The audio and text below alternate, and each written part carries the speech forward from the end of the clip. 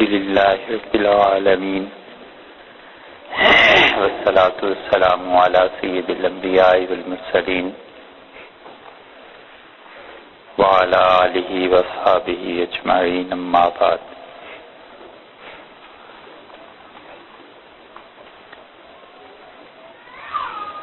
اللہ تعالی نے مسلمانوں کی تاریخ میں جو بھی دور نشیب و فراز کے آئے ان پر آپ سے گفتگو کا موقع عنایت فرمایا.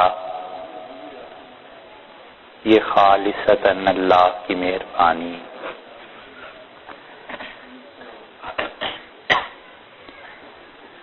اور اس موضوع کو بیان کرتے ہوئے ایک جھجک یہ ہے کہ موضوع بڑا خشک ہے. کوئی ایسی باتیں نہیں ہیں جن کی وجہ سے انسان کے دل میں کوئی نرمی یا خشوع اور خضوع پیدا ہو، اور اس سے بڑی رکاوٹ یہ کہ بیان کرنے والا اس کو بھی کوئی علم نہیں، مگر جو بھی ہے بس آپ کے سامنے ہی ہے. چوتھی صدی ہجری کے آخر کے حالات کل آپ سے عرض کر رہے تھے کہ 350 ہجری سے پہلے 335 ہجری سے بھی پہلے اللہ تعالی نے معتزلہ کے رد کے لیے اور ان لوگوں کے توڑ کے لیے، اور اس وقت پورے عالم اسلام کو جس مصیبت نے گھیر لیا تھا، اقلیت کا غلبہ اور لوگوں کا غیر معمولی یہ رجحان کہ وہ ہر بات کی عقل پہ پرکھیں، کسوٹی پہ، یہ بہت نمایاں اور غالب ہو گیا تھا. اور معتزلہ کے اس موقف کے مقابلے میں اہل سنت والجماعت کا اور خاص طور پہ محدثین کا مزاج یہ تھا کہ ان میں ایک گروہ ایسا تھا جو بالکل انتہا پسند تھا، اور وہ عقل نام کی کسی چیز کو سننا بھی گوارا نہیں کرتے تھے. اور وہ کہتے تھے کہ جو کچھ کتاب و سنت میں آیا ہے بلا کم و کاست اسی طرح چلنا ہے، اور عقل کا کوئی مقام ایسا نہیں ہے کہ شریعت میں ہم اسے کوئی جگہ دیں. اور دوسرا گروہ جو صحیح معنی میں اعتدال کے ساتھ چل رہا تھا، وہ عقل کو اس کی اہمیت دینے کے لیے تیار تھے، اور انہوں نے بالکل اعتدال کا موقف رکھا، اور انہوں نے کہا کہ نہ ہی تو عقل کو یکسر رد کر دینے سے کام چلے گا، اور نہ ہی عقل کو شریعت پر حاکم بنا دینے سے کام چلتا ہے، بلکہ معاملہ دونوں کے بیچ میں ہے. اور بڑی اچھی مثال اور بڑا اچھا موقف جو اس وقت اہل سنت والجماعت نے دیا. پورے عالم اسلام میں 4 گروہ بڑے ممتاز تھے. ایک معتزلہ کا، ایک خارجیوں کا جن کا زور در حقیقت ٹوٹ چکا تھا، ایک ان کا اہل سنت والجماعت جو کہلاتے تھے، اور ائمہ اربعہ کی فقہ مدون ہو چکی تھی، اور چوتھا گروہ وہ جو تھا ان میں کچھ اجتہاد کی باتیں ابھی پائی جاتی تھیں، اور محدثین کا یہ 4 اسکول آف تھاٹ یا کیمپس آپ انہیں سمجھ لیں، یہ پورے عالم اسلام میں نمایاں نظر آتے تھے، اور محدثین اور اہل سنت والجماعت جو کسی بھی مکتبہ فکر سے تعلق رکھتے تھے، مسلکن وہ حنفی تھے، شافعی تھے، مالکی تھے، حنبلی تھے، کچھ بھی تھے، وہ سب کے سب ایک ہی تھے اور عقیدے کی بات پر متفق تھے۔ 2 چیزیں بالکل الگ الگ ہیں۔ ایک چیز یہ ہے کہ کوئی مسئلہ کسی انسان کی سمجھ میں نہ آئے اور وہ یہ کہے کہ یہ مسئلہ خلاف عقل ہے، اور ایک چیز یہ ہے کہ شریعت کی کوئی بات کسی کی سمجھ میں نہ آئے اور وہ یہ کہے کہ عقل سے بالا ہے۔ تو موقف اہل سنت کا یہ تھا کہ وہ کہتے تھے شریعت کے متعدد مسائل عقل سے بالا ہیں، عقل کے خلاف نہیں ہیں، اور یہ صحیح ترین موقف تھا جسے انہوں نے اپنایا۔ جتنے بھی معجزات تھے، جتنی بھی الہیات کی باتیں تھیں، اللہ کی ذات، اس کی صفات، اس کا غالب ہونا، عرش کے ساتھ رحمان کا تعلق، یہ سب کی سب چیزیں وہ کہتے رہے کہ یہ باتیں دیکھو عقل سے ماورا ہیں، عقل کے خلاف نہیں۔ عقل بھی ایک ترازو ہے، اور ابن خلدون نے بڑی اچھی مثالیں اس کی 2 دی۔ انہوں نے کہا کہ عقل سنار کا ترازو ہے، اور سنار کے ترازو پہ جب سونا تولنا ہو تو آپ رتیوں کے برابر تول سکتے ہیں، چھوٹی چھوٹی جو اس کے پیمانے مقرر ہیں اس پہ آپ تول سکتے ہیں، لیکن اگر کوئی آدمی چاہے کہ وہ اس ترازو پر پہاڑ کو تولنے لگے تو نہیں تلتا۔ وجہ یہ نہیں ہے کہ پہاڑ تل نہیں سکتا، وجہ یہ ہے کہ ترازو کا سائز چھوٹا ہے، یہ نہیں تول سکتا۔ اگر شریعت اور غیب کا عالم اور وہ دنیا جس پہ ایمان لانے کو انبیاء علیہ الصلوۃ والسلام کہتے ہیں عقل کے خلاف ہوتی تو رسول اللہ صلی اللہ علیہ وسلم کی عقل میں بھی بات نہ آتی۔ معراج میں مثلاً وہ گئے ہیں اور انہوں نے ان حقائق کو دیکھا ہے، جنت اور جہنم کو۔ اب اگر کوئی آدمی یہ کہتا ہے کہ رسول اللہ صلی اللہ علیہ وسلم جا ہی نہیں سکتے تھے، تو یہ تو ایسی بات ہے، اس کی تردید ہے جو یہ کہے کہ خود بخود تشریف لے گئے تھے۔ جب یہ کہا جائے کہ اللہ انہیں لے کر گیا تھا تو پھر سوچ میں آنا چاہیے، بحث اس پہ آ جاتی ہے کہ کیا اللہ بھی اس بات پر قدرت رکھتا تھا یا نہیں رکھتا۔ اور رسول اللہ صلی اللہ علیہ وسلم نے جب ان چیزوں کو دیکھ کر اطلاع دی کہ ایسی ایسی چیزیں عالم غیب میں موجود ہیں، تو وہ ہماری عقل میں نہیں آ رہا، ہماری عقل کے خلاف نہیں ہے، عقل سے بالا ہے، عقل سے بلندتر چیز ہے۔ ابن خلدون نے اس کی ایک مثال تو یہ دی ہے۔ اس کو مزید آسان کرنے کے لیے آپ میں سے اکثر لوگ جانتے ہیں کہ کمپیوٹر کیا ہے، اور یہ کمپیوٹر کی تھیوری کوئی بھی آپ ہم سے بیان کرنا شروع کر دیں اور ہم یہ کہیں کہ صاحب اس کا وجود ہی دنیا میں نہیں پایا جاتا، تو آپ ہنسیں گے، کہیں گے کہ مولوی صاحب آپ کی عقل سے باہر کی چیز ہے کیونکہ آپ نے اس کو پڑھا نہیں۔ اور یہ بات درست ہے، یہ نہیں کہیں گے کہ عقل کے خلاف ہے، کیونکہ عقل کے خلاف ہوتا تو تو یہ اتنی دنیا جو کمپیوٹر کے ساتھ بات کر رہی ہے اور بیٹھ کے کام کر رہے ہیں، یہ ان کے دماغ میں کیسے آ گیا؟ وجہ یہ کہ ان کی تربیت، ان کی تعلیم ایک نہج پہ ہوئی ہے اور اس نے انہیں بتایا ہے کہ کیا کام کرنا ہے۔ ابن خلدون نے دوسری مثال اس کی دی، اور وہ بھی بڑی اچھی مثال ہے، اور حقیقتاً ابن خلدون کا جو مقدمہ ہے یہ پڑھنے کے قابل ہے۔ کسی استاد سے سبقن پڑھنا چاہیے تاکہ پتہ چلے دنیا میں اقوام میں ترقی کرنے کے اصول کیا ہوتے ہیں اور موقف کیا ہوتا ہے اصولی طور پر، اور شریعت کا موقف کیا ہے۔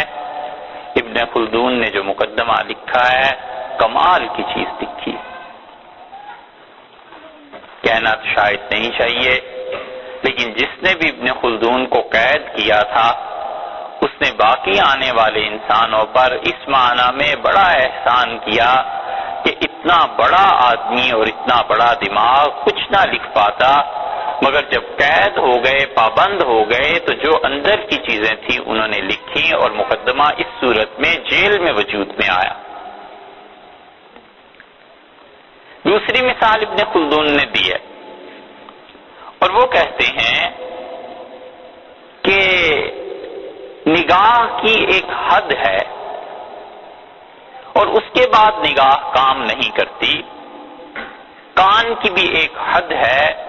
اور اس کے بعد سماعت بالکل ختم ہو جاتی ہے، کچھ سنائی نہیں دیتا۔ بس اسی طرح انسان کا سارا علم اس کے حواس خمسہ پر مبنی ہے، یہ 5 سینسز جنہیں کہتے ہیں ان پر مبنی ہے، اس کے ذریعے انسان کو علم حاصل ہوتا ہے۔ اور جہاں پہنچ کر انسان کے حواس خمسہ جواب دے جاتے ہیں، انبیاء علیہ السلام اور وحی انسانوں کا وہاں سے ہاتھ پکڑ لیتی ہے اور پھر اس سے آگے کی سمت میں رہنمائی کرتی ہے کہ اب یہ چیزیں بھی ہیں، یہ تم سنو۔ اب فرض کر لو کہ کسی انسان کا کے کان خراب ہے، تو وہ اگر یہ کہے کہ دنیا میں موسیقی کا وجود ہی پایا نہیں جاتا، تو اسے یہ کہا جائے گا کہ بھائی تمہارا تو بات صحیح ہے کیونکہ تم سن نہیں سکتے، لیکن اس وجود کا، موسیقی کا انکار مت کرو، اس لیے کہ ہزاروں لاکھوں گواہیاں اس پہ موجود ہیں۔ اسی طرح وہ ابن خلدون رحمۃ اللہ علیہ نے لکھا ہے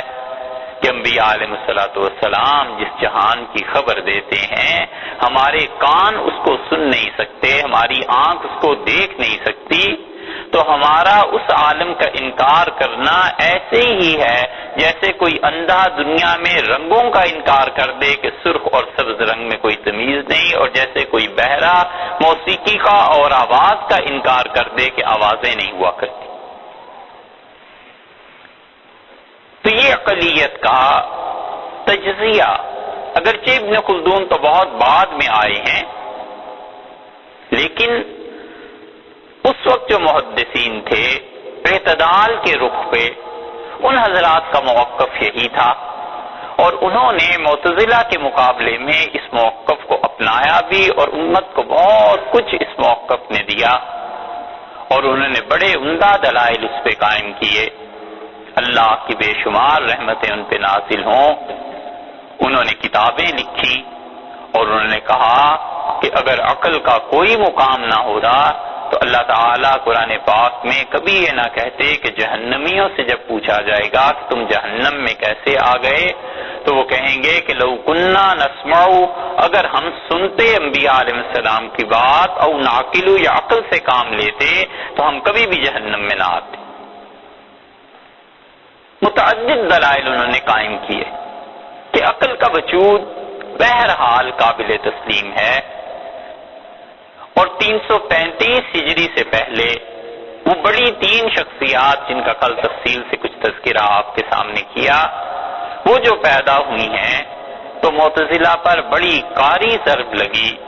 اور اتنی شدید ضرب تھی یہ کہ معتزلہ ایک طرح سے بے حال ہو گئے، اور امام ابو الحسن اشعری رحمۃ اللہ علیہ ان کے مکتب فکر نے اور ان کے مکتبہ فکر میں جو لوگ پیدا ہوئے تھے اس نے فروغ حاصل کیا اور عروج حاصل کیا، اور بالعموم مسلمان اس وقت یا عقیدے کے اعتبار سے، علم کلام کے اعتبار سے اشعری تھے یا ابو منصور ماتریدی رحمۃ اللہ علیہ کے پیروکار تھے، ماتریدی تھے۔ ابو الحسن اشعری رحمۃ اللہ علیہ جو سے ابو موسیٰ اشعری رضی اللہ عنہ کی اولاد میں سے تھے، صرف یہی نہیں کہ علم کلام میں مہارت تھی، اللہ کے بڑے عبادت گزار، بڑے فقیہ، بڑے متدین انسان تھے، اور ان کے شاگرد اور ان کے خادم کہتے تھے کہ برسوں اس شخص پر اس حال میں گزری ہے کیفیت اور وقت کہ وہ عشاء کے بعد قرآن پاک پڑھنا شروع کرتے تھے اور فجر تک بس تلاوت ہی ان کے لیے رہتی تھی اور کوئی چیز نہیں تھی، اور کئی کئی مرتبہ پہروں وہ اللہ کے حضور میں سجدے میں پڑے رہتے تھے، اور اللہ نے یہ چیز ان پر القاء کی۔ اور ابو الحسن اشعری رحمۃ اللہ علیہ کے انتقال کے بعد جو بڑی بڑی شخصیات اٹھی ہیں ان میں ابو اسحاق شیرازی تھے، اور ان میں اسفرائینی تھے اور جوینی تھے اور امام الحرمین، اور یہ سارے لوگ تھے، اور اشعری مکتبہ فکر نے اس سے عروج بھی پایا، اور انہوں نے مسلمانوں کو یہ بتایا کہ اللہ کی ذات اور صفات کے بارے میں صحیح عقیدہ کیا ہے اور ہمارا منہج کیا ہے اور کس چیز پر چلنا ہے۔ دوسری طرف جب ہم دیکھتے ہیں تو یہ منہج جو تھا 450 ہجری کے قریب تک قائم رہا، اور اندر ہی اندر ایک اور فتنہ پرورش پا رہا تھا، اور ان لوگوں نے اپنے کام شروع کیے، اور وہ لوگ تھے جو میدان جنگ میں آج سے 3 صدیاں پہلے، 4 صدیاں پہلے جن کے آباء و اجداد صحابہ کرام رضی اللہ عنہ کے ہاتھوں پٹ گئے تھے، انہیں مکمل طور پر معلوم تھا کہ وہ مسلمانوں کو اب میدان جنگ میں شکست نہیں دے سکتے، اور یہ بھی معلوم تھا کہ مسلمانوں میں کوئی ایسا فتنہ برپا کر لیں جو کھلے بندوں ارتداد کی طرف مسلمانوں کو لے آئے اور مسلمان مرتد ہو جائیں، وہ یہ کام بھی نہیں کر سکتے۔ تو انہوں نے ایک نئی راہ اپنائی، اور اس راہ کے بیج جو تھے وہ بہت پہلے پڑ چکے تھے۔ آپ ایسے ہی سمجھ لیجئے جیسے ایک قانون کوئی حکومت آج بنا دے اور اس کی امپلیمنٹیشن 50 برس کے بعد کرے، اور پھر حکومت کہے کہ قانون تو اس وقت بنا ہوا تھا، تو بات تو درست ہے۔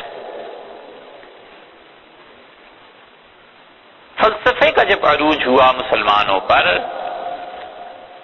تو فلسفہ 2 طرح سے آیا ہے۔ ارسطو کی جتنی کتابیں تھیں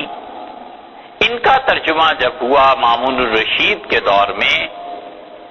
تو بدقسمتی مسلمانوں کی یہ کہ ایک تو مصیبت یہ بنی کہ یونان کی زبان سے جو چیزیں منتقل ہوئی ہیں عربوں کے ہاں، وہ ترجمہ کرنے والے خود صحیح ترجمہ کر نہیں سکے، کیونکہ کسی بھی کتاب کا ترجمہ کرنے کے لیے آپ بھی سمجھتے ہیں کہ صرف اتنا کافی نہیں ہے کہ ایک آدمی دونوں زبانیں جانتا ہو، بلکہ جس فن کی کتاب ہے جب تک اس فن کے ساتھ اسے تعلق نہیں ہے، اس کا مزاج نہیں ہے، وہ ایک کتاب کو دوسری طرف منتقل نہیں کر سکتا۔ ایک آدمی جو ڈاکٹر نہیں ہے اور اسے اردو اور انگلش دونوں آتی ہیں، وہ اگر کسی میڈیسن کی کتاب کو لے لے اور اس کا ترجمہ کرنا چاہے تو آپ خود سمجھ سکتے ہیں کہ ترجمے میں وہ کیا دقت بنائے گا، اور ایک ڈاکٹر جب ترجمہ کرے گا تو اسے 2 زبانوں کے علاوہ ایک تیسری چیز بھی ہے، وہ یہ کہ اسے اپنے فیلڈ پہ عبور حاصل ہے۔ ارسطو کی کتابیں جب پہنچی دارالحکمت میں اور اس کے ترجمے ہونے شروع ہوئے تو مسلمانوں کی ترقی اور عروج کا زمانہ تھا، اور کوئی شخص یہ سوچ نہیں سکتا تھا کہ وہ بے پڑھے لکھے رہ جائے، اور شرم اور حیا اتنی غالب تھی کہ کوئی آدمی اس بات کا متحمل نہیں ہو سکتا تھا کہ وہ اپنے شہر کے علمی حلقوں میں نہ جاتا ہو، نہ پہچانا ہوا ہو، یا یہ کہ جو نئی نئی کتابیں آ رہی ہیں اس کو نہ پڑھا ہوا ہو۔ مسلمانوں کا مزاج سرے سے یہ تھا ہی۔ اس کی اگر ایک مثال آپ دیکھنا چاہیں تو امام حاکم رحمت اللہ علیہ کا دور وہ بھی وہی تھا، چوتھی اور پانچویں صدی کے بیچ کا، یا پانچویں اور چھٹی صدی کے بیچ کا، اور حاکم کہتے تھے کہ جب وہ نیشاپور پہنچے ہیں حدیث کا علم حاصل کرنے کے لیے تو انہوں نے اپنی سواری سے سامان اتروایا جس سواری پہ آئے ہوں گے۔ دو کلی آئے اور انہوں نے کہا کہ آپ اجازت دیں تو آپ کا سامان اٹھا لیں۔ مزدوری کرنی تھی تو طے ہوا کہ اتنے پیسے پہ سامان اٹھا لیں۔ جب وہ چلے آگے کو تو ایک کلی نے دوسرے سے کہا، کلی آپ سمجھتے ہیں پورٹر، اچھا، ایک نے دوسرے سے کہا کہ وہ جو تم مجھ سے بیان کر رہے تھے کہ فلاں آیت کی تفسیر میں عبداللہ ابن عباس رضی اللہ عنہما نے یہ کہا ہے، وہ تفسیر یوں نہیں ہے، وہ تو یوں ہے۔ دوسرے نے سر پہ سامان رکھا ہوا اور اسے سمجھا رہا تھا کہ جو میں کہہ رہا ہوں میرے پاس یہ دلائل ہے۔ تو حاکم نیشاپوری رحمت اللہ علیہ کہتے تھے کہ میں چپ کر کے ان کی باتیں پہلے تو سنتا رہا، پھر تھوڑا سا آگے جا کے مجھے احساس ہوا کہ یہ تو بڑے پڑھے لکھے لوگ ہیں، اور میں نے ان کے ساتھ یہ کیا کیا، تو میں نے ان سے کہا میرا سامان برائے مہربانی آپ نیچے رکھ دیں۔ رکھ دیا۔ میں نے کہا مجھے اندازہ ہے کہ آپ کو معاشی مجبوری یہاں لے کر آئی ہے، اور اس وجہ سے آپ نوکری کر رہے ہیں، تو مجھے اللہ نے کچھ زیادہ پیسے دیے ہیں، میں آپ کو دے دیتا ہوں، اور آپ اس کام کو نہ کریں، سامان کوئی اور اٹھا دے گا۔ تو وہ ہنسے اور کہنے لگے کہ لڑکے معلوم ہوتا ہے پہلی مرتبہ آئے ہو۔ میں نے کہا یہ میرا پہلے ہی سفر ہے۔ تو انہوں نے کہا کہ اچھا بس ٹھیک ہے، اور سامان اٹھایا اور چل پڑے۔ تو میں نے ان سے پوچھا کہ آپ مسئلہ تو بتائیے ہوا کیا ہے؟ انہوں نے کہا سبحان اللہ، ہمارے شہر میں کوئی آدمی ہو زندہ مرد اور عورت اور اسے قرآن کی تفسیر نہ پتا ہو، بھلا یہ کیسے ہو سکتا ہے؟ انہوں نے کہا اس شہر میں کوئی مرد اور عورت ایسا نہیں ہے جس سے قرآن پاک کی تفسیر نہ پتا ہو، اس کے بغیر کیسے مسلمان رہ سکتے ہیں؟ تو میں نے کہا آپ کے علماء کا کیا حال ہے اس شہر کا؟ ان کا علماء کے تو کہنے ہی کیا، ہماری تو ان کی ادب، ان کے علم کی وجہ سے ہمت نہیں ہوتی کہ ہم ان کی مجالس میں جا کر بیٹھ جائیں، ہم کھڑے ہو کے سنتے رہتے ہیں۔ علم تو اللہ نے ان لوگوں پر کھولا ہے، ہم تو صرف ان کو سننے والے۔ یہ مزاج تھا مسلمانوں کا۔ اس لیے جو کتابیں آتی تھی نئی سے نئی، وہ نیا فلسفہ جو آتا تھا، نئی چیز جو آتی تھی، وہ لوگوں میں رائج بھی ہوتی تھی، پڑھتے بھی تھے، اور اس کو پڑھ کے پھر معاشرے کا ماحول بنتا تھا کہ یہ کیا چیز ہے۔ ارسطو کی کتابیں آئیں اور ترجمہ کرنے والے جو تھے انہیں خود اندازہ نہیں تھا کہ ترجمہ کیا سے کیا کرنا ہے، اور انہوں نے ان کو یونانی زبان سے عربی میں جب منتقل ہوا تو اس فلسفے کے ساتھ دو چیزیں ہو گئیں۔ ایک تو اس میں کچھ مفید چیزیں مسلمانوں کو ملیں اور مسلمانوں نے انہیں اپنایا، اور اپنانا بھی چاہیے تھا۔ دنیا میں ترقی اقوام کی اسی طرح ہوا کرتی ہے کہ وہ اپنے علاوہ دوسری قوموں میں دماغ دیکھتے ہیں، اپنے علاوہ دوسری قوموں میں علم دیکھتے ہیں، اور وہ اس علم کو اور اس دماغ کو اور ان شخصیات کو اپنے یہاں منتقل کرتے ہیں۔ اسی لیے آپ اس بنیادی نقطے پر غور کیجئے گا، پوری تاریخ میں یہ بات کام آئے گی کہ کہیں بھی مسلمانوں نے جب علاقوں کو فتح کیا ہے اور یہودیوں نے فتح کیا ہے اور عیسائیوں نے فتح کیا ہے، تو ان میں تینوں کے ریزلٹس میں کیا فرق پڑا؟ عیسائیوں نے جب بھی دنیا میں کہیں غلبہ پایا ہے، چاہے وہ آج کی دنیا ہو اور چاہے آج سے 2000 برس پہلے کی دنیا ہو، قتل عام ہوا ہے شدید، اور انہوں نے کہا ان سب کو قتل کر دو۔ اسپین پہ غلبہ ہوا عیسائیت کا، مسلمانوں کے حصے میں سوائے خون اور قتل کے کیا چیز آئی؟ بیت المقدس چھینا عیسائیوں نے یہودیوں سے، اور ایک یہودی انہوں نے شہر میں جینے نہیں دیا۔ یروشلم میں سارے یہودی مرد عورت اور بچے تنوروں میں ڈال دیے گئے، جلا دیے گئے۔ عیسائیت کی پوری تاریخ آپ پڑھ لیں، جہاں انہیں غلبہ ملا ہے اپنے دشمنوں پر تو انہوں نے انہیں قتل کیا ہے، خون ہوا ہے۔ اور یہی حال ٹھیک یہودیوں کا بھی رہا، جب ان کا دور تھا، ان کا عروج تھا، تو انہوں نے عیسائیت کے ساتھ بھی یہی کیا۔ یہ کیتھولک اور پروٹیسٹنٹ اور یہ ساری تاریخ، اس پہ ہم کچھ بات نہیں کر رہے، آپ خود دیکھ لیجئے۔ اور اس کے مقابلے میں جب مسلمانوں کا دور آیا ہے، کسی شہر میں کسی جگہ پر پورے 1500 برس کی تاریخ موجود ہے، انگلی اٹھا کر کوئی نہیں کہہ سکتا کہ اس شہر کو مسلمانوں نے فتح کر لیا تھا اور غالب آ گئے تھے اور یہاں انہوں نے سب کو قتل کر دیا۔ یہ نہیں کیا۔ اسلام نے انہیں سکھایا اور انہوں نے ٹھیک اسلام کی تعلیم پہ عمل کیا۔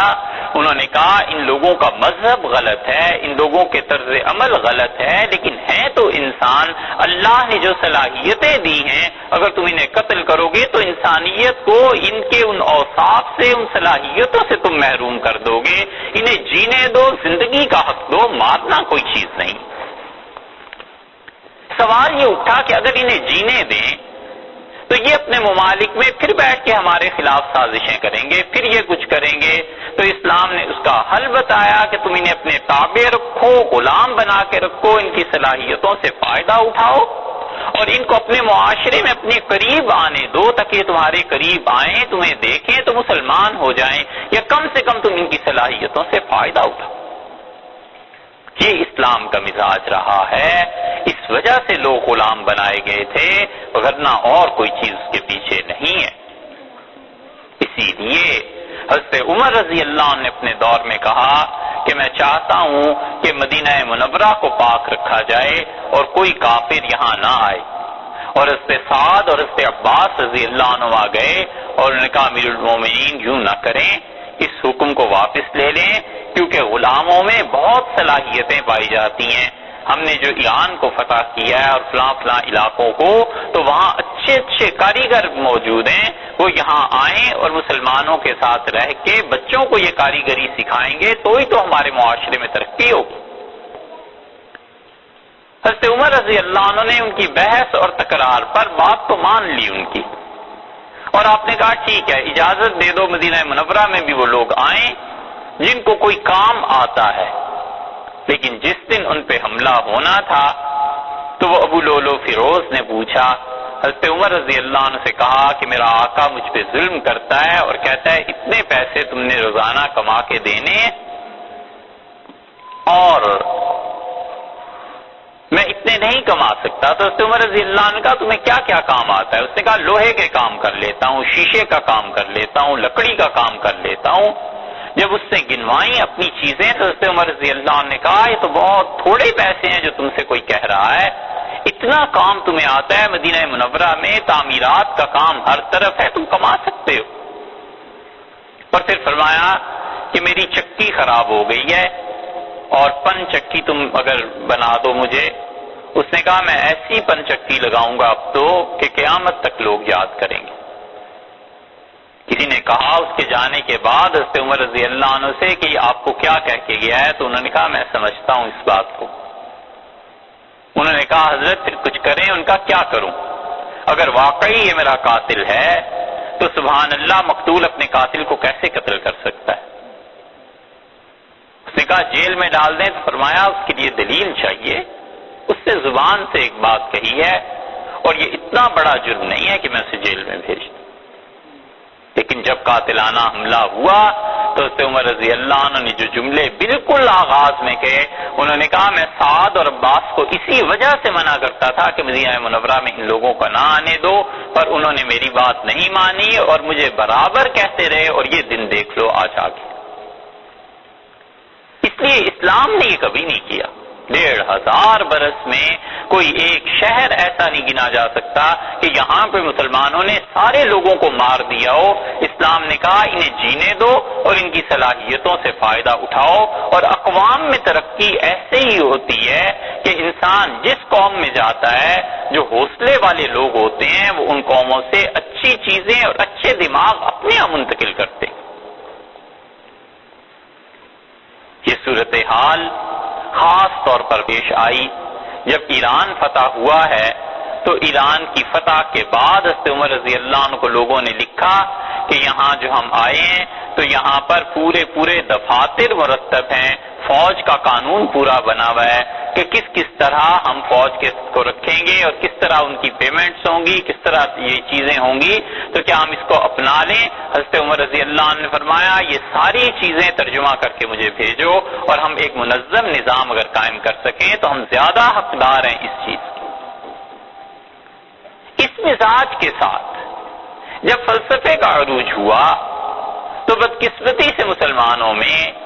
پہلا آدمی جو ارسطو کو لانے والے لوگ تھے ان میں بڑا ممتاز اور بڑا نمایاں ابو النصر فارابی تھے، اور ابو النصر نے ارسطو کے فلسفے کو مسلمانوں میں نہ صرف یہ کہ پھیلایا بلکہ انہوں نے ارسطو کی شرح بھی کی اور پڑھایا باقاعدہ اور کتابیں لکھی، اور یہ فلسفے کی کتابیں مسلمانوں میں پھیلی۔ 258 ہجری میں ان کا انتقال ہوا، یعنی یہ تیسری صدی کا سمجھ لیں کہ 250 کے بعد کا حال ہے۔ فلسفہ پڑھنے لگے مسلمان، ان میں جو اچھی چیزیں تھیں، فزکس تھی، طبیعات جسے کہتے ہیں، مسلمانوں نے اس سے فائدہ اٹھایا۔ میتھمیٹکس جو عربوں میں آئی تھی، کم تھی، یہاں سے منتقل ہوئی ہے، انہوں نے فائدہ اٹھایا۔ اور یہ یونان کی کوئی اپنی چیز تھوڑا ہی تھی، یونانیوں نے ان علوم کو مصر سے اخذ کیا تھا، اسی لیے افلاطون بنیادی طور پر پڑھنے کے لیے فلسفے کو مصر ہی آیا تھا۔ اسی وجہ سے آپ سکندر کو پڑھیں، ارسطو کو پڑھیں، افلاطون کو پڑھیں، ان لوگوں کو تو وہ مصر کی تعریف جو کرتے ہوئے نظر آتے ہیں، تو انہوں نے مصر سے ان علوم کو لیا اور اپنے ہاں رائج کیا، وہ چیز لوٹ کے عربوں میں آئی، تو مسلمانوں نے بہت سی اچھی چیزیں بھی اس سے لی، اور اس کے ساتھ ساتھ ایک بڑے نقصان کی چیز یہ آئی کہ وہ مسائل جو فلسفے کے نہیں تھے اور ان کے ہاں کی جو فتح تھی اور ان کے ہاں دیو مالائی کہانیاں جو تھی وہ بھی مسلمانوں میں ساتھ ساتھ آ گئیں۔ فلسفے کا موضوع وہی نہیں تھا، فلسفہ جو تھا اور اللہ کی ذات اور صفات پر بحث کرنے کے قابل نہیں تھا، لیکن فلسفے نے جب عروج پایا تو لوگوں نے ان مسائل کو بھی فلسفے کے ذریعے حل کرنے کی کوشش کی۔ یہ تھا اس سیاہ تاریخ کا آغاز جو معتزلہ کے بعد ہوا۔ اور دوسرا بڑا شارع جو مسلمانوں میں ہی تھا اور یونان کے فلسفے سے اس نے مسلمانوں کی تعلیم دی اور ترقی کی، وہ یعقوب کندی تھے، اور یعقوب کندی بھی بہت بڑے مصنف بھی تھے، ان کی کتابیں بھی تھیں، اور یعقوب نے اس فلسفے کو منتقل کیا اور اتنا کچھ کیا کہ لوگوں نے اس کو پڑھ کے کہنا شروع کیا کہ شاید ارسطو کو بھی اتنا فلسفہ نہیں پتا تھا۔ اور اس سے بھی بڑے شارع وہ تھے جن کا کل تذکرہ ہوا، ابن رشد، اور ابن رشد کا اگر بس چلتا تو ارسطو کو وہ وحی کے مقام اور نبوت کے مقام پر بٹھا دیتے۔ بری طرح فنا ہے ابن رشد، اور ابن رشد سے کسی نے کہا کہ اگر آپ نے ارسطو کا زمانہ پایا ہوتا تو ہم سمجھتے ہیں کہ ارسطو خود آپ سے پڑھتا، آپ نے اتنا فلسفہ پڑھا ہے۔ تو اس نے کہا نہیں، یہ تو نہیں ہو سکتا کہ ارسطو مجھ سے پڑھتے، مگر صفحے اول میں سب سے پہلا جو اس کا شاگرد ہوتا یہ ابن رشد میں ہی ہوتا، مجھ سے زیادہ بہتر انہیں کوئی نہیں سمجھ سکتا۔ ہر چیز جو ارسطو لکھتا ہے ابن رشد گھما پھرا کر اسے ثابت کرنا چاہتے ہیں کہ کسی طرح یہ ثابت ہو جائے. اور یعقوب کندی کا انتقال 258 میں ہوا اور چوتھا آدمی جو ملا مسلمانوں کو بہت بڑا وہ ابو علی سینا تھا. اور ابو علی سینا بھی اسی طرح فنا ہے اسی طرح جس طرح ابن رشد ہیں. اور ابو علی سینا نے اس فلسفے کو مسلمانوں میں رائج کیا. 428 ہجری میں انتقال ہوا ابو علی سینا. تو جو چیزیں 258 250 سے چلی تھی آپ اندازہ کیجئے 200 برس مسلمانوں میں یہ فلسفہ رہا ہے. اور ابو علی سینا کو اسی لیے بعض لوگوں نے کافر قرار دیا ہے کہ جو لوگ ابو علی سینا کو پڑھے ہوئے نہیں ہیں وہ سمجھتے ہیں مولویوں کو اور کوئی کام ہی نہیں تھا کہ کافر بناتے رہتے تھے. ابو علی سینا نے ایسی ایسی چیزیں واقعی لکھی ہیں جو کفر پہ دلالت کرتی. مادے کو قدیم ماننا اور یہ نظریہ اور عقیدہ کہ ایک اللہ ہے جو ہمیشہ سے ہے اور ہمیشہ رہے گا اور ایک اسی طرح مادہ ہے میٹر یہ ہمیشہ سے ہے اور ہمیشہ رہے گا اور اس مادے پہ فنا نہیں آیا کرتی. کوئی آئنسٹائن اسے نہیں ملا جو بتاتا کہ یہ تھیوریز بھی ہوا کرتی ہیں. ان چیزوں کے اقرار جب عقیدے سے ٹکراتے تھے تو لوگوں نے اسے کہا کہ اس عقیدے کی تصحیح کرو. کمال حاصل تھا ابو علی سینا کو دو چیزوں میں. کفر کی تو بحث اس کی الگ ہے کیونکہ اکثر لوگ اسے مسلمان ہی مانتے ہیں اس لیے اس بحث میں نہیں پڑتے. مگر کمال حاصل تھا ابو علی سینا کو ایک طب میں اور ایک فلسفے میں. اور طب تو اس کے لیے ایسے ہی تھا میڈیسن اس زمانے کا جیسے کوئی کسی کو گھر میں نوکر رکھ لے. اتنا کمال اس شخص کو حاصل تھا. ایک آدمی کو اس نے دیکھا اور کہنے لگا کہ تم کیسے جیتے پھر رہے ہو تمہیں تو پچھلے سال مر جانا چاہیے تھا. اس نے کہا آپ نے تو جواب دے دیا تھا اور ایک فلاں آدمی کے پاس گیا تھا اور اس نے مجھے میڈیسن دی اور اس کی وجہ سے میں ٹھیک ہو گیا ہوں. تو کہنے لگے کہ اس نے کیا دوا دی تھی. اس نے کہا جی یہ تو وہی جانتے ہوں گے اب کیا دوا تھی. وہ علی سینا اس کے پاس گئے اور اس حکیم سے کہا کہ مجھے وہ دوا بتاؤ. اور یہ اس زمانے سے بیماری چلی آتی ہے. یہ جتنے لوگ پڑھتے پڑھاتے ہیں طب کو مر جائیں گے مگر وہ نہیں بتائیں گے کہ ہم نے کس چیز سے علاج کیا. مر جائیں گے. اور یہ وہ چیز تھی جس کو رسول اللہ صلی اللہ علیہ وسلم نے ناپسند کیا. مدینہ منورہ میں ایک حکیم آیا تھا اور رسول اللہ صلی اللہ علیہ وسلم نے فرمایا جو تمہارا علم ہے فلاں فلاں کو تم یہاں سکھا دو ہمیں کام آتا ہے. تعلیم پہ اس طب پہ مسلمانوں نے کتنا کچھ کیا ہے. آپ اندازہ کیجئے امام شافعی رحمۃ اللہ علیہ کا انتقال کب ہوا ہے؟ نہیں چلو امام شافعی رحمۃ اللہ علیہ کی پیدائش ہوئی تھی 150 ہجری میں اور انتقال ہوا ہے امام شافعی رحمۃ اللہ علیہ کا 204 ہجری میں. تو گویا دوسری صدی بھی 204 ہجری یعنی تیسری صدی بھی شروع ہی ہوئی تھی نا. امام شافعی رحمۃ اللہ علیہ ایک جگہ لکھتے ہیں کہ افسوس ہمارے زمانے میں مسلمان وہ ختم ہوتے جا رہے ہیں جنہوں نے عیسائیت سے طب کا علم حاصل کیا تھا اور اب ہمیں ایسے لوگ نہیں ملتے جن کو ہم کہیں کہ جا کر طب عیسائیوں سے پڑھو اور آ کے مسلمانوں میں سے رائج کرو. سیدنا مسیح علیہ الصلوۃ والسلام اصل کارنامہ تو ان کا وہ تھا معجزہ تھا شفا تھی. اس سے نتیجہ یہ نکلا کہ ان کی پیروی میں اس زمانے میں بھی عیسائی یہی کام کرتے تھے. اسپتال بناتے تھے لوگوں کی خدمت کرتے تھے شفا دارو دوا دم کرنا یہ سب چیزیں عیسائیوں میں تھی. اور اسی وجہ سے پھر عربوں میں عیسائیت سے وہ علم ٹرانسفر ہوا منتقل ہوا اور پہلی صدی ہجری میں جب مسلمان اٹھے ہیں تو انہوں نے عیسائیوں سے جا کے باقاعدہ پڑھا اس علم. دوسری صدی میں تیسری صدی میں امام شافعی رحمۃ اللہ علیہ کہتے ہیں کہ افسوس اب مسلمان یہ کام کیوں نہیں کرتے. اسپین میں چلے جائیں اب تک کھنڈرات اس اسپتال کے موجود ہیں جو 700 بیڈز پہ مشتمل تھا. بغداد میں چلے جائیں اور بغداد میں اب تک ان عمارتوں کے اثرات موجود ہیں جہاں پہ مسلمانوں نے میڈیسن میں کام کیا تھا. اور آخر حد یہ ہو گئی کہ وہ برسا برس اس پہ کام کرتے رہے کہ سونا کیسے بنایا جائے.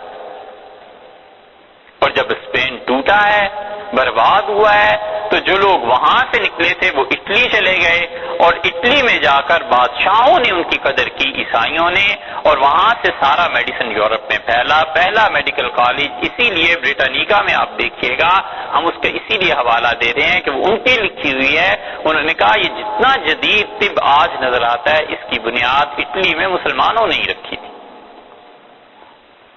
تعلیم میں تو مسلمان ایسے ہی تھے، کوئی موقع ہاتھ سے جانے نہیں دیتے تھے۔ جو آج شام تک خون کے پیاسے ہیں، مکہ مکرمہ سے آئے ہیں قتل کرنے کے لیے، اور مسلمان لڑنے کے لیے ان کے سامنے بیٹھے ہوئے تھے، کھڑے تھے، فتح ہوئی ہے، اور دوسرے دن رسول اللہ صلی اللہ علیہ وسلم فرما رہے ہیں تم میں سے جو آدمی ہمارے 10 بچوں کو پڑھانا سکھا دے ہماری طرف سے آزاد۔ کیا رسول اللہ صلی اللہ علیہ وسلم کو یہ خیال نہیں آیا ہوگا کہ اگر یہ کافر ہمارے بچوں کو مار جائے تو کیا ہوگا؟ کیسے بچے اس کے حوالے کر دیں؟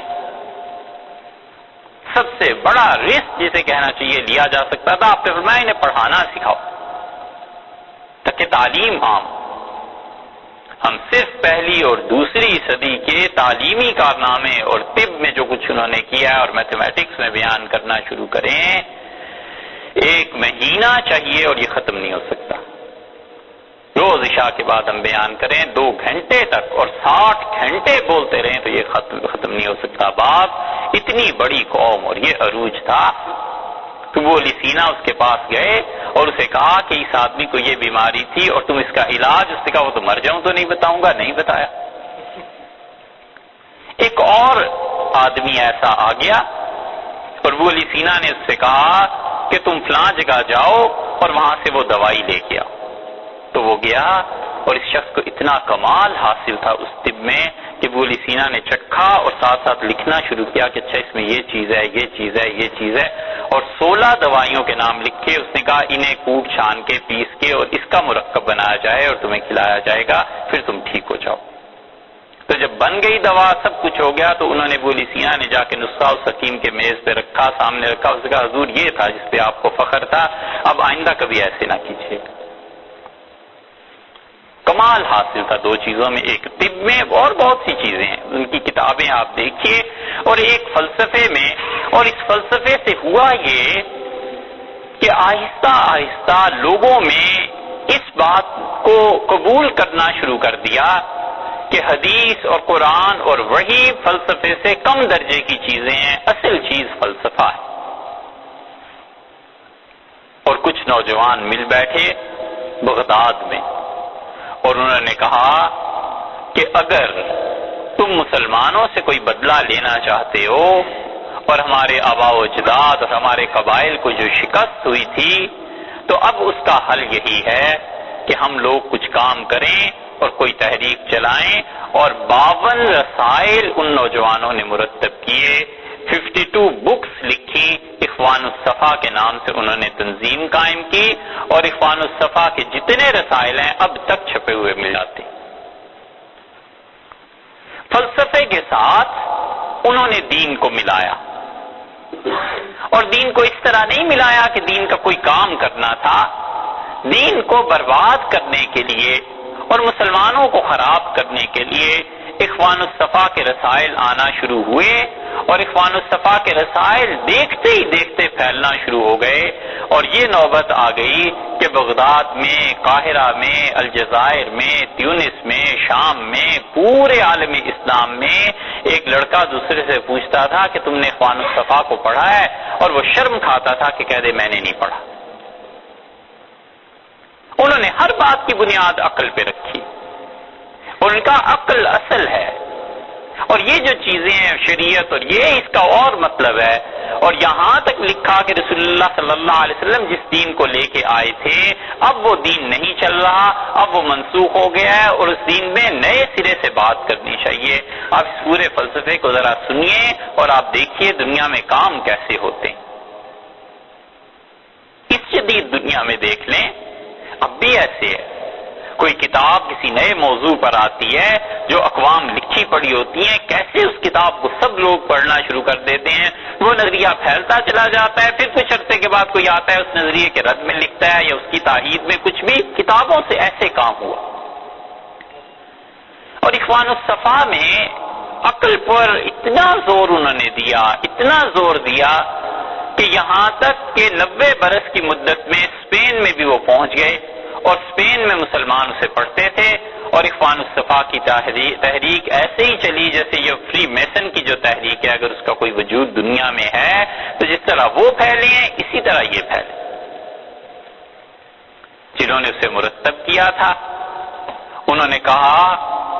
کہ ہر چیز کو ہم عقل کی بنیاد پر دیکھیں گے، یہ ہمارا اصول ہے۔ اور پھر ہوتے ہوتے انہوں نے کہا مسلمانوں کا بہت بڑا مسئلہ یہ ہے کہ ہر گھر میں بہو اور ساس کی لڑائی ہوتی ہے، اس مسئلے کو بھی عقل سے حل کرو۔ اور پھر لکھا کہ دیکھو عقل میں یہ بات آتی ہے یہ بات بڑی بےہودہ، لیکن آپ سے اس لیے کہہ رہے ہیں کہ جو عقل کے فرما روا ہوتے ہیں نا، اور نبوت اور وحی کو عقل کے تابع کرنا چاہتے ہیں، پھر وہ گمراہ ایسی حرکتیں کرتے ہیں۔ انہوں نے کہا کہ شادی سے پہلے گھر کے سارے کام کون کرتا ہے؟ کپڑے ہمارے کون دھوتا ہے؟ کھانا ہمارے لیے کون بناتا ہے؟ والدہ بناتی ہیں، اور والدہ جب بوڑھی ہو جاتی ہیں تو بہنیں یہ کام کرتی ہیں۔ اب ایک لڑکی جب باہر سے آتی ہے اور اس گھر کا مزاج اور ماحول اسے نہیں پتا، تمہیں وہ جانتی نہیں ہے، تو ظاہر ہے کہ والدہ بوڑھی ہو گئی ہیں اور وہ آنے والی جوان ہے، تو ان دونوں میں تو ٹکراؤ ہوگا۔ اس کی صورت یہ ہے کہ سارے کام، کھانا پینا کپڑے، یہ وہ سب چیزیں جو تمہاری بہن کرتی ہے، سارے کام ایک لے دے کے جن سے ضرورت رہ جاتی ہے وہ بھی اسی کے ساتھ پوری کرتی ہے۔ انہوں نے کہا عقل میں یہ بات آتی ہے، اور اس کا رد بتاؤ کہ آخر کیوں ایسے نہ کیا جائے۔ نتیجہ اس کا یہ نکلے گا کہ رشتے بھی ہو جایا کریں گے اور یہ ساری چیزیں بھی ہو جائیں گی۔ علیہ باللہ یہ اخوان الصفا کبھی آپ اٹھا کر دیکھیں، یہ نظریے تھے، اس طرح یہ چلے ہیں۔ یہ اب بھی جو عقل کی بڑی دعوت دیتے ہیں اور چاہتے ہیں کہ خدا کی وحی کو اس کے تابع کر دیں، وہ لائیں اس کا جواب خالصتاً عقل سے چھوڑ دیں، پھر شریعت کو عقل کی بنیاد پر اس کا رد کریں۔ یہ بے لگام عقل ہے۔ یہ وہ چیز ہے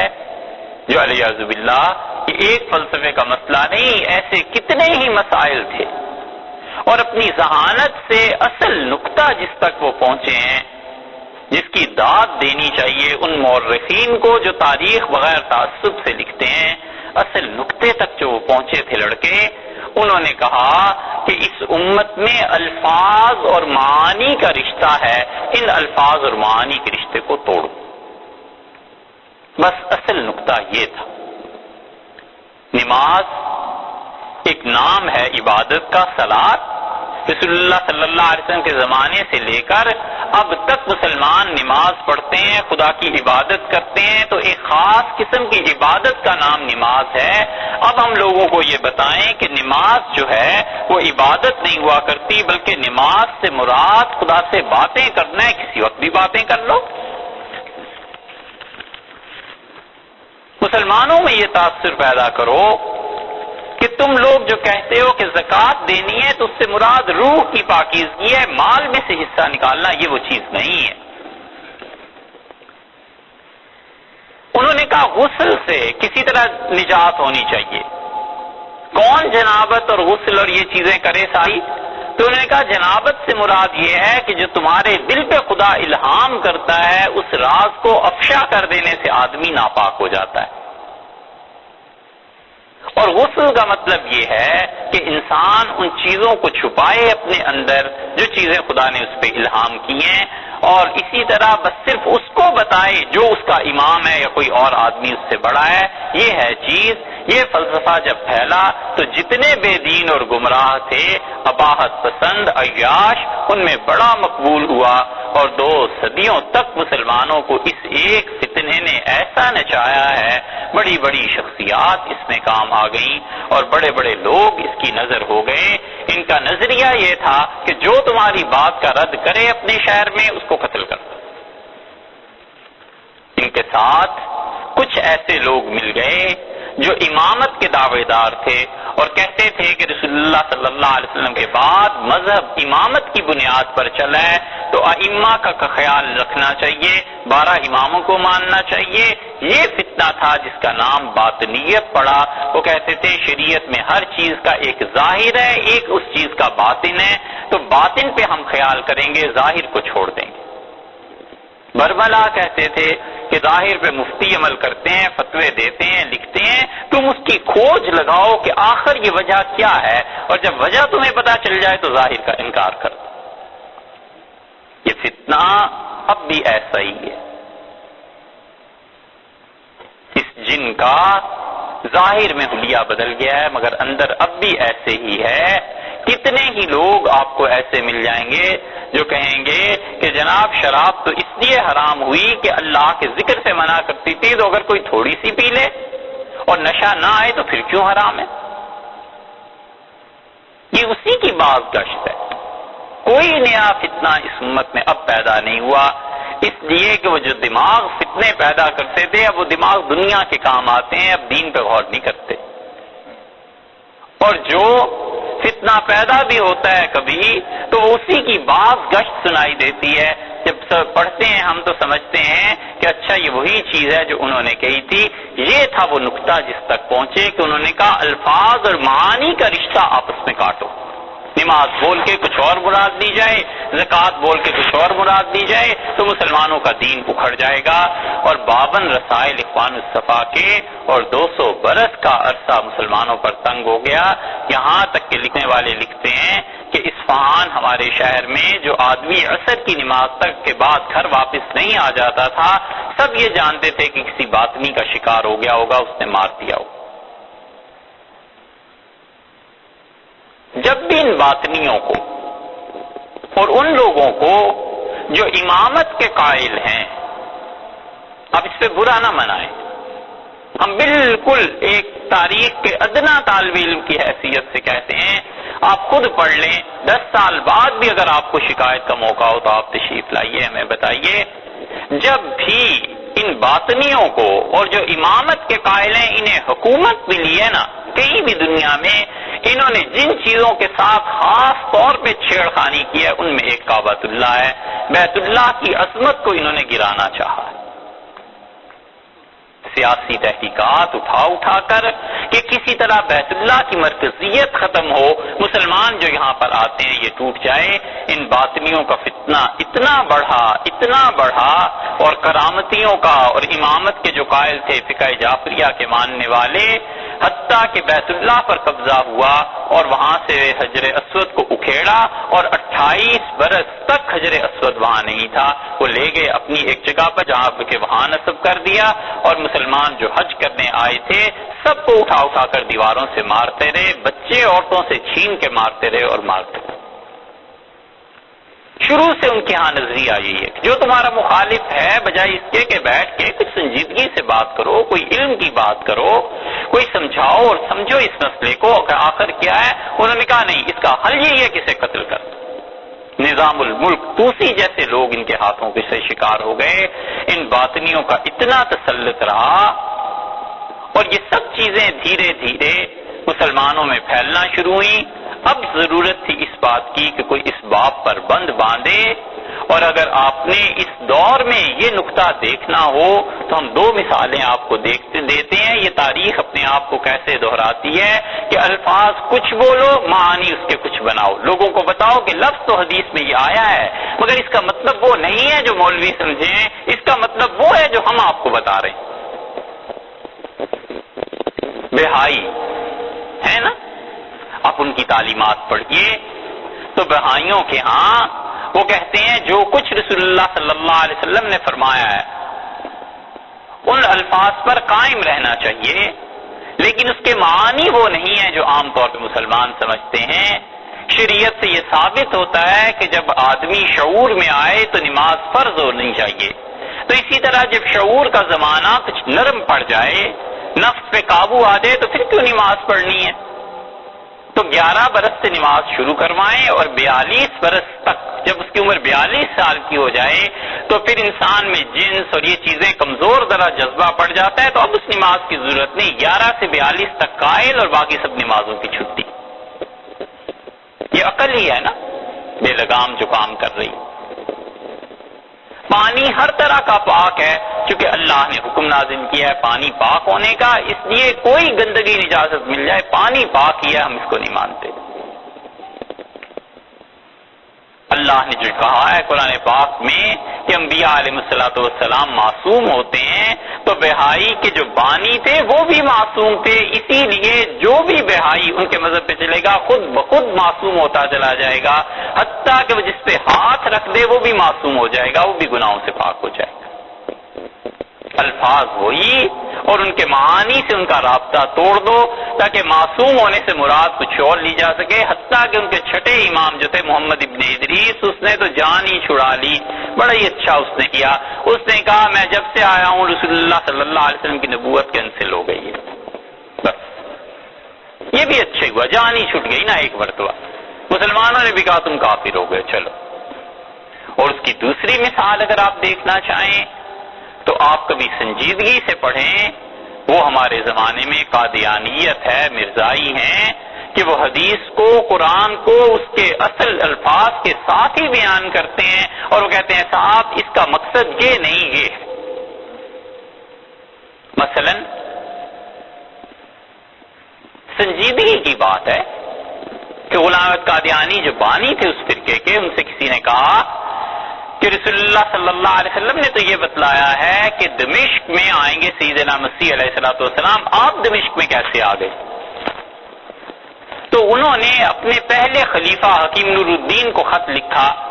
کہ یہ حدیث لوگ مجھے بتاتے ہیں، تم اس کا حل بتاؤ، اور حکیم نور الدین اصل میں وہ بدبخت تھا جس نے اسے بار بار لکھا کہ تم مسیح ہو، تم دعویٰ کرو، تم دعویٰ کرو۔ یہ تو جتنا پاگل تھا سو تھا ہی، اس کو پڑھانے والا بھی وہ تھا حکیم نور الدین۔ جب اس نے دعویٰ کر لیا تو اس نے کہا مسلمان تو یہ کہتے ہیں اس کے حدیث کا مسلم میں آئیے، اس کا کیا جواب ہے؟ اب جواب تو اس کے بعد بھی نہیں تھا، اس نے اسے خط لکھ دیا کہ سوچو اس مسئلے کو، تو دیکھا تو اس نے کیا کیا، اس نے کہا بالکل صحیح حدیث ہے، رسول اللہ صلی اللہ علیہ وسلم نے یہ جو فرمایا ہے کہ دمشق میں آئیں گے تو نبی کریم صلی اللہ علیہ وسلم کی مراد یہ تھی کہ مدینہ منورہ سے دمشق جنوب کی سمت میں پڑتا ہے اور قادیان بھی جنوب کی سمت میں ہے، تو مراد یہ تھی کہ جنوب میں آئیں گے، تو میں بھی جنوب میں ہی آیا ہوں۔ کسی نے کہا حضور وہاں تو یہ آیا ہے حدیث میں کہ مسیح علیہ السلام آئیں گے اور 2 چادریں ہوں گی ان کے جسم پہ زرد، اس نے کہا بالکل ٹھیک حدیث مجھ پہ فٹ آتی ہے،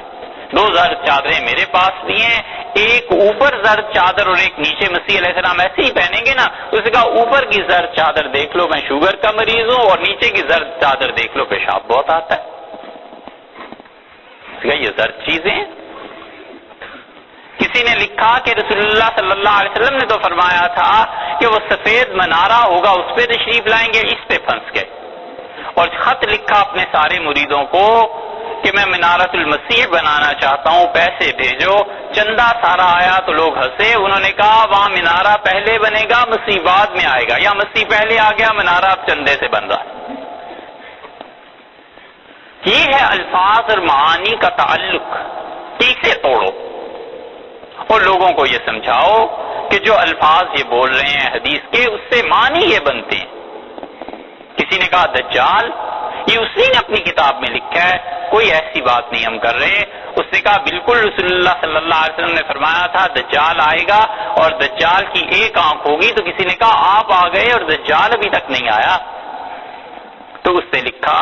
کہ دجال سے مراد رسول اللہ صلی اللہ علیہ وسلم کی یہ ہے کہ وہ دجل دینے والا، فریب دینے والا ہے، تو ہمارے زمانے کے جو عیسائی پادری آئے ہیں یہ دجال ہے۔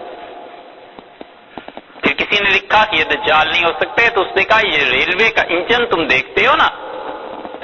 اس کے اوپر ایک آنکھ جو تمہیں نظر آتی ہے یہ ہے در حقیقت دجال۔ ریلوے کا پرانا انجن جو تھا اس نے کہا دجال سے مراد یہ ہے، کیونکہ لوگوں نے کہا اس کی تو ایک آنکھ ہوگی، تو اس کا اس کی بھی تو ایک ہی آنکھ ہے۔ یہ الفاظ اور معانی کا رشتہ توڑنا یہ آ گیا تھا ان میں، نتیجہ اس کا یہ نکلا ہے اب کہ بہت سے لوگ آپ قادیانیوں سے بات کریں وہ کہتے ہیں صاحب یہ جو کچھ کتاب و سنت میں آیا ہم اسے مانتے ہیں، تسلیم کرتے ہیں، لیکن اس کا مطلب یہ نہیں ہے جو آپ سمجھیں، مطلب اس کا ہم بیان کریں گے۔ یہ فتنہ 5ویں صدی کے آخر تک رہا، اور باطنی اتنے غالب آ گئے تھے کہ انہوں نے حج کو اپنی طرف سے ساقط کر دیا، عمرے کو ساقط کر دیا، قرآن پاک کو ہٹوا دیا، اور جہاں تک ان کا بس چلا لوگوں کو مارتے چلے گئے۔ اب ضرورت تھی کہ کوئی ایسا آدمی آتا جس نے اس فلسفے کو بھی پڑھا ہوا ہو، ان ساری چیزوں کو پڑھا ہوا ہو، اور اب وہ ان باطنیوں کے ساتھ آ کے ٹکر لیتا۔ اللہ نے اپنی سنت کے مطابق اور اللہ نے اپنے کرم کے ساتھ ایک شخصیت کو پھر پیدا کیا، اور وہ امام غزالی رحمۃ اللہ علیہ تھے۔ 450 ہجری میں امام غزالی رحمۃ اللہ علیہ پیدا ہوئے، اور پھر انہوں نے سب سے بڑے کارنامے جو انجام دیے ان میں سے ایک یہ تھا کہ انہوں نے باطنیوں کے خلاف لکھا اور آپریشن کیا، اور باقاعدہ بتایا کہ کیا کیا چیز گمراہی کی ہے اور تم اپنے آپ کو کیسے گمراہی سے بچا سکتے ہو۔ کل کی نشست میں انشاءاللہ اس کے بعد کی بات کریں گے۔ آپ اجازت دیں تو 2-3 باتیں اور عرض کروں، چھوٹی چھوٹی ہیں، ٹیپ یہ نہ کرو۔